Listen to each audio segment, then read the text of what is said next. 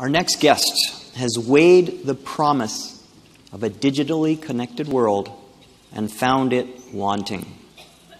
He observes that for many, the hopes of a connection to a global community has actually left us in gnawing isolation. His work as a consultant with leading-edge companies has led him to insights that are changing the way they do business. But tonight he shares these with us. Please welcome Eric Termuende. I want to show you guys something. This is my new phone. I just got a text from my brother. Thank you, Joel. And this new phone, of course, doesn't matter the model, doesn't matter the company that built it. We do know that it was very expensive, right? Because all new smartphones are very expensive. And while it is a phone, we do recognize that I'm a millennial, and I'll probably never use the phone itself. I'll probably just text and screen the calls that come in. And so when we do see that these phones are new and they're expensive, we often talk about the cost of these devices. What we don't talk about, though, is the cost of using these devices. And in early economics, we learn that the opportunity cost of something is the loss of potential gain from an alternative when the other alternative is chosen. So for example, if I'm on my phone texting, what am I missing right in front of me?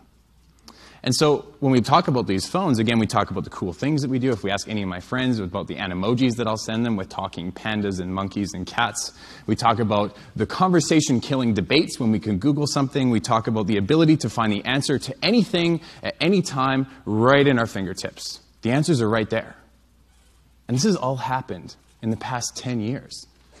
10 years ago, the first iPhone came out. 10 years ago, life as we knew it fundamentally changed, right? We could have the ability to Google anything. We had calculators, cameras, we had internet. We had all of these things right at our fingertips. We didn't have to be tied to a desk. We didn't have to do the QWERTY or the 1 to 9 keyboard where we type, one button 3 times to get to the letter K. Things changed, right? And so when I started to realize this honeymoon phase of technology that I think we've got in, I think we don't really realize the implications of it. But if you're as keen and observant as I am, and you walk down the street from time to time, you see heads are down, hands are up. If you're on the bus or the C bus or the Canada line, you'll see headphones in, eyes down. Actually, in a study of 3 million drivers last year, 88% of them were reported to be using their phone at some point in time. This is incredible stuff. This has fundamentally changed our lives. And so this has happened in such a recent time. And so I took it upon myself to really understand how much are people using these phones. How much are we actually on our devices? And while the results varied quite significantly, on average, we're using our phones 3.5 hours a day.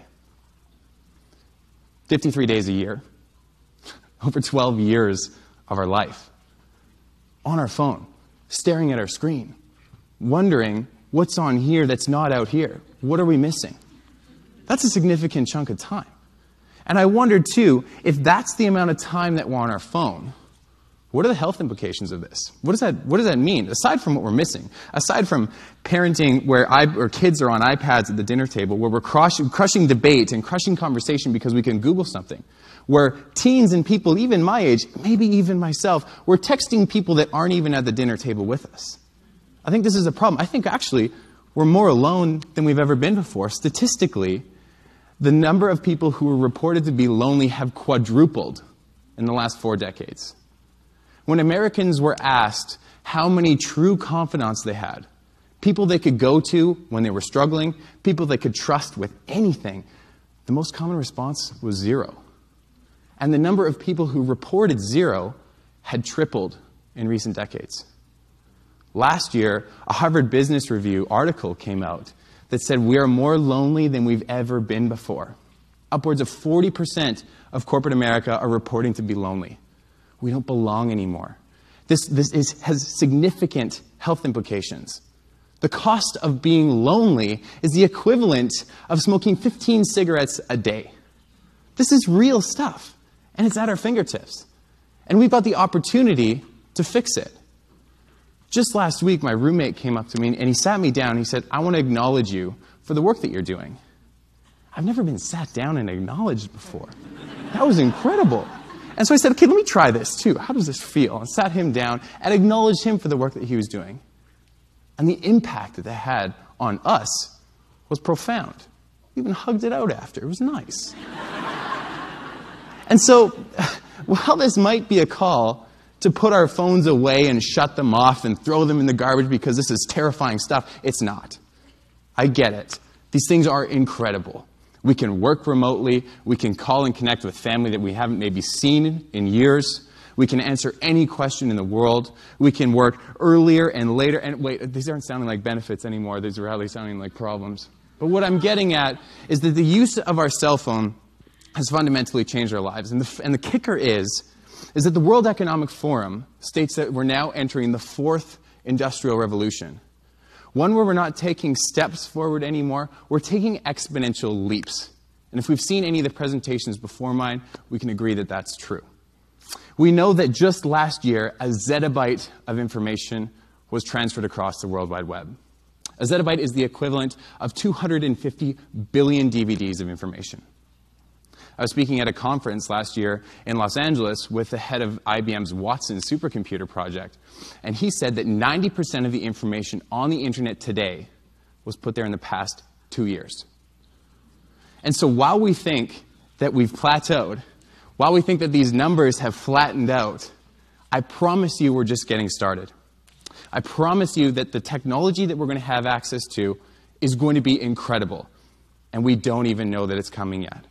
Because in the past 10 years, we've gone from no iPhone to talking in emojis. And I'm not complaining about that, but I'm complaining about losing some of my friends. I'm complaining about losing some of the connection. I am worried about losing that sense of belonging and friendship that I've got with people that I really care about. I'm worried about them losing me for the same reasons. And while this might seem like a negative talk, it might seem like a bit of a warning, they say that it's darkest before dawn. And in this case, we get to choose when the sun rises. Because we get to choose to acknowledge people. We get to choose to look them in the eye. We get to choose to care about them. We get to choose to ask them, not just how was your day, but what did you accomplish today? What are you excited about? What problems are you looking to solve? And how can I help? How can I acknowledge you for what you've done today? The incredible effort that you've put in to keep your busy life complete, to allow you to feel fulfilled and full, and to get the most out of this crazy, busy world that we're all trying to navigate. And so while we're so often talking about the cost of the device, I'm stuck wondering, what's the cost of using this device? What's the cost of connection? I'll leave it to you to answer that question for yourself. Thank you.